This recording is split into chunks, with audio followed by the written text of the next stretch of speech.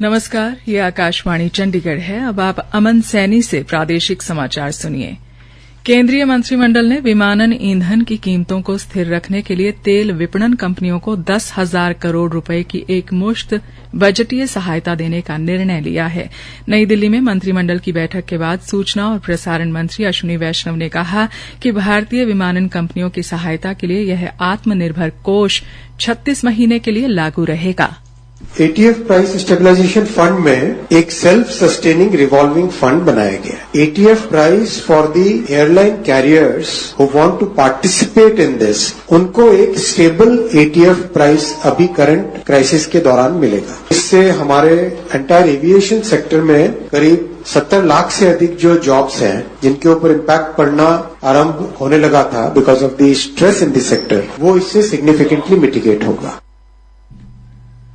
मंत्रिमंडल ने दिल्ली राष्ट्रीय राजधानी क्षेत्र में पुराने ट्रकों और बसों को नए वाहनों से बदलने के लिए राष्ट्रीय राजधानी क्षेत्र योजना बोर्ड को सहायता प्रदान करने की योजना को भी मंजूरी दी है।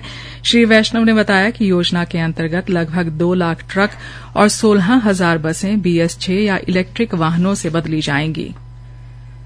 मुख्यमंत्री नायब सिंह सैनी ने मोरनी की ग्राम पंचायत टिक्कर हिल्स में लो वोल्टेज की समस्या के समाधान के लिए बिजली ट्रांसफार्मर लगाने में हुई देरी का कड़ा संज्ञान लेते हुए बिजली विभाग को संबंधित ठेकेदार के खिलाफ FIR दर्ज कराने के निर्देश दिए हैं। साथ ही कार्य में लापरवाही बरतने वाले संबंधित अधिकारी के विरुद्ध भी सख्त कार्रवाई करने को कहा है। मुख्यमंत्री ने कल मोरनी में जन समस्याएं सुनते समय यह निर्देश दिए। उन्होंने कहा कि जनहित से जुड़े कार्यों में किसी भी प्रकार की लापरवाही बर्दाश्त नहीं की जाएगी।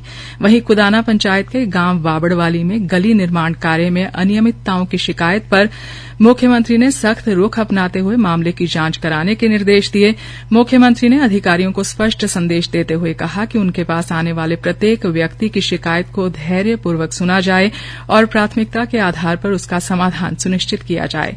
उन्होंने चेतावनी दी कि अनावश्यक देरी और लापरवाही बरतने वाले अधिकारियों के खिलाफ सख्त कार्रवाई की जाएगी।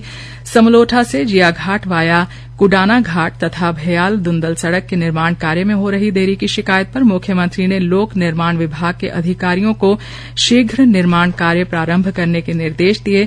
उन्होंने इस परियोजना के लिए शिवालिक विकास बोर्ड से लगभग 2 करोड़ 36 लाख रुपए की राशि उपलब्ध करवाने को कहा। हरियाणा की समृद्ध सांस्कृतिक विरासत, अनूठी लोक परंपराओं और प्राचीन हस्तशिल्प को संरक्षित और संवर्धित करने के उद्देश्य से कला एवं सांस्कृतिक कार्य विभाग ने एक सराहनीय पहल की है।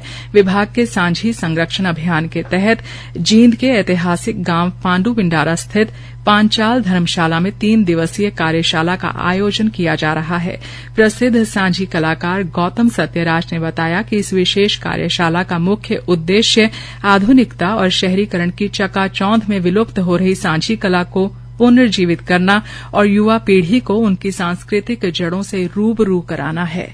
आज से कई सौ साल पहले हम लोग सांची को लेकर के बड़े स्तर के हम लोग बनाया करते थे, लेकिन समय के साथ साथ सांची पूरी तरह से विलुप्त हो चुकी थी। लेकिन हमारा कला एवं सांस्कृतिक विभाग का ये प्रयास है कि तमाम जो महिलाएं भूल चुकी थी संस्कृति को दोबारा से उनको याद दिला जाए। और उसी कड़ी में आज पांडू पिंडारा की पंचाल धर्मशाला में कार्यशाला का जो आयोजन किया गया, जिसमें गाँव की महिलाएं, बालिकाएं जो कॉलेज यूनिवर्सिटी में जाती हैं, छोटे बच्चे, यहाँ तक कि जो लड़के कलाकार हैं वो भी आकर के सांची प्रशिक्षण यहाँ ले रहे हैं।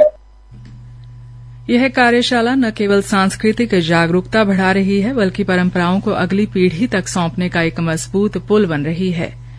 पंजाब के राज्यपाल एवं केंद्र शासित प्रदेश चंडीगढ़ के प्रशासक गुलाब चंद कटारिया ने कल चंडीगढ़ में एथलेटिक्स ट्रैक खेल परिसर स्पोर्ट का दौरा कर अगले वर्ष मई में आयोजित होने वाली एशियाई रिले एथलेटिक्स चैंपियनशिप की तैयारियों का जायजा लिया। श्री कटारिया ने प्रस्तावित आधारभूत संरचना उन्नयन योजनाओं की समीक्षा भी की। इस अवसर पर चंडीगढ़ के मुख्य सचिव H. राजेश प्रसाद तथा राज्यपाल के अतिरिक्त मुख्य सचिव विवेक प्रताप सिंह उपस्थित रहे। दौरे के दौरान प्रशासक ने खेल परिसर में उपलब्ध वर्तमान सुविधाओं का निरीक्षण किया तथा इस प्रतिष्ठित अंतर्राष्ट्रीय चैंपियनशिप के सफल आयोजन हेतु चंडीगढ़ प्रशासन द्वारा प्रस्तावित विभिन्न विकास कार्यों पर अधिकारियों के साथ चर्चा की।